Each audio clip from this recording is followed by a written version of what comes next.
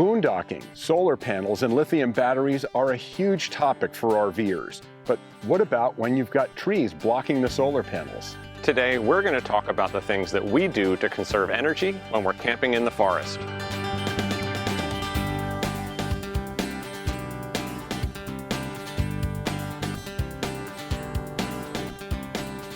Boondocking is a pretty broad term that generally covers camping when you're not connected to utilities. And that can mean you can also be in a designated campsite like we are here in a state park, where we are in a site that's designated with a site number but has no power, no water, and no sewer. So we're paying for our site here, unlike if we're in a Walmart lot for the night or out in the desert on BLM land. But that all loosely fits into the term boondocking or dry camping, and that's what we're doing here with no hookups at all. But we normally depend on our solar panels. You may have seen our videos where we showed how we upgraded our system to take advantage of the sun. But obviously we can't do that here. We're completely surrounded by thick forest and not really getting any sun at all, even on clear days when it's not overcast like today. And of course, it doesn't matter whether you're parking in the forest. There are certainly times when it's cloudy out or you have a couple of rainy days in a row. That may mean that your solar isn't going to be able to replenish the power you've been using. While having a large bank of solar panels on the roof is great, we don't want to let that dictate how and where we camp. We love the forest, and the fact that we can't use our solar panels while we're here doesn't mean we don't want to spend time here. But just like we don't want to run our generator more than necessary, which is what was the impetus for us to install the solar in the first place, we don't want to run it any more than we need to when we're in a place like this as well. So what we need to do then is make sure that we're conserving our power usage so that our batteries will last as long as possible and avoid running the generator any more than necessary. So, of course, we will need to run our generator while we're here. We have a residential fridge, and we do have power needs, and we're here for most of a week. So we're going to run it. That's what the generator's for.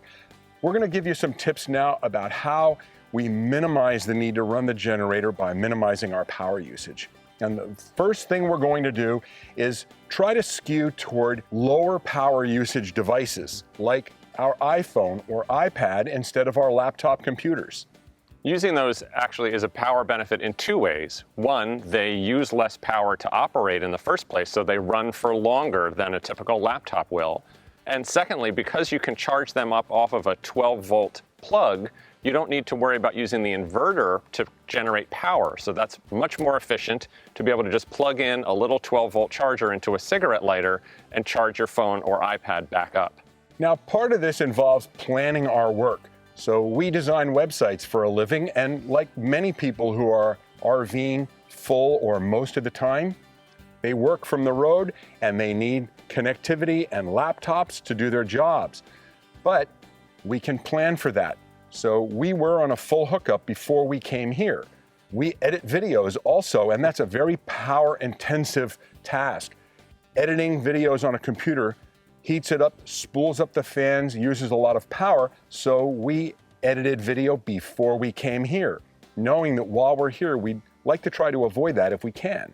Now, of course, that's probably natural for most people who might be weekenders or part-time RVers. Your trips are most likely vacation, so being off of the computer and not doing work is probably a little bit easier. It's a perfect excuse not to use your computer if you're out here enjoying nature, and we do try and stay off all devices more when we're out here in a place where there's great hiking to be done and real peace and quiet out here in the forest. It's not just work items, though, where you can make choices that help save power. Just as simple a thing as making coffee, you can make a choice that either uses a lot of power, like using a regular coffee maker or a Keurig, or you can use something like a French press or pour-over coffee. So we actually make the choice to use pour-over over a French press because not only does it save power, we're using just our propane stovetop to heat the water in order to make the coffee, just like you would with a French press, but it also means that cleanup is a lot easier, so less water usage too. Yeah, there's a lot of grounds that get down into the French press that require more water usage, but we're going to talk about saving water in a subsequent video. Today we're talking about conserving power out here. So obviously the electric coffee maker is out. And that's true with other food preparation tasks as well. We're not going to want to use our Instant Pot, for example, or the microwave. We'll skew toward cold meals like salads, or grill meals like making burgers on the grill where we're using propane instead of electricity. Or when you're camping in among the trees where it's foggy and cool, you might want to have a nice cup of hot soup, which is certainly easy to heat up on the stove. Another big area that we've prepared for being in a situation like this, of course, is the use of LED bulbs. We have all of our light bulbs in the RV retrofitted to LEDs. Now, lots of new RVs come with LEDs in them. If you don't already have LEDs on board, or if you're replacing those that have failed, you'll want to upgrade to high-quality bulbs like the M4 bulbs that we've used throughout our motorhome. And that has a couple of advantages, because not only do they just inherently use less power than an incandescent or a fluorescent bulb would, but you can also replace bulbs with brighter bulbs, so a single fixture can provide enough light for everything you need to do in an area, so you're running fewer lights at a time. Again, another power savings. Even though LED lights use a lot less power than any other option, you can save even more by adjusting your sleep schedule and not keeping the lights on as much at night at all. If you go to bed earlier, you don't need to keep as many lights on because you're sleeping.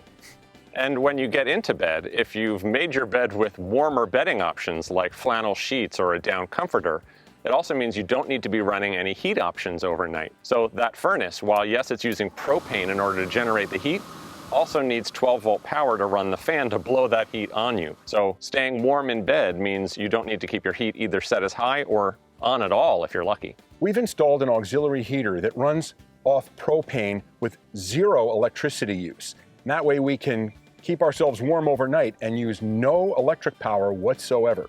Generally, unless the temperature outside drops below about 50 degrees, our warm linens on the bed, a combination of flannel sheets, down comforter, and a fleece blanket, make it so we don't turn any heat on at all until the temperature gets down into the 40s. That not only saves electric power, but propane as well. One disadvantage we have is a residential refrigerator. Now, our rig didn't come with that originally. We installed it later, and the downside of that is, of course, it has to be using 120-volt AC power. That means our big 3,000-watt Xantrex inverter is on all the time. That uses some additional power. If you've got an RV fridge that runs off propane, you'll use only the tiniest bit of power while you're out off the grid, because only the 12-volt circuitry inside the fridge is using any power at all. One of the things we do to help mitigate the power loss associated with having our inverter on 24/7 is to turn off any additional circuits that we're not using. So we'll literally turn all of the circuits off except for the refrigerator. So that way the inverter is on, but the only thing it's powering is the fridge itself. And that takes care of things that have phantom drain. If the power were on to the TV set, for example, there is some phantom drain that it pulls all the time. And even something as simple as the clock on the microwave is a small phantom drain. By turning off those circuits that go to those items that we're not using, that further reduces our electric drain. Now, even though our solar isn't doing anything here to speak of, we still have the advantage of our lithium battery bank. We have 600 amp hours of Xantrex lithium battery power, all of it usable. That is like a big fuel tank, which allows us to run off the batteries longer, even without them being replenished by solar, shore power, or generator. And one of the big advantages that we've talked about for quite a while now with lithium itself is that it accepts a charge so much faster than flooded lead acid or even AGM batteries do. So that means when we do get some sun, or if we run the generator to charge the battery back up, it takes a lot less time to get much more charging into the battery. Now, speaking of the generator, it's there for a reason. If we were to say, we don't want to come here to the forest because we can't get solar power into our solar panels on the roof, we would miss out on this wonderful camping experience. And you have to run the generator sometimes anyway. You don't want to have a goal of never, ever running your generator. We got solar panels and lithium batteries to minimize the use of our generator, not to fully eliminate it. You need to exercise the generator at least once a month even if you're not using it for generating power, even if you're hooked up to shore power for months at a time, you need to run your generator under load at least once a month for its own health, to exercise it. One of the things we've heard from RV service technicians is that the generators that have the fewest hours on them are usually the ones that have the most problems. But use it in a smart way. So let's say you're going to be running your generator to charge your batteries up. Well, why not do it around dinner time? Now you can use it to make dinner, whether it's an Instant Pot or the microwave or some other form of electric power needed to make dinner. And while you're at it, how about heating a tank of hot water? As long as you don't exceed the capacity of your generator, you can run everything all at once up to that limit. So we have a 7.5 kilowatt Onan diesel generator, and we can literally heat water, charge the batteries, cook dinner, all at the same time, even run a heat pump without exceeding its capacity. If you have a small portable generator, you certainly won't be able to run all of those things at once, but you probably can run maybe 2 of those items at the same time. So maybe you can charge your battery bank and make dinner at the same time, or heat a tank of water while you're doing it. And of course, while you have that generator running and you're charging the batteries in your RV, don't forget to charge up all of the other batteries that you have, like your smart devices, your iPhone, your iPad, your laptops, your Switch, whatever games or tools you might have on board. Get those charged up then too, because you've got the power, you might as well use it. So we hope this has given you a little bit of an idea about how you can say, it's okay not to use my solar panels once in a while, even if you've invested in them. Don't let that stop you from enjoying places like this, where they aren't really doing you any good, but it's still a fantastic place to visit. And as always, safe travels. And thanks for watching.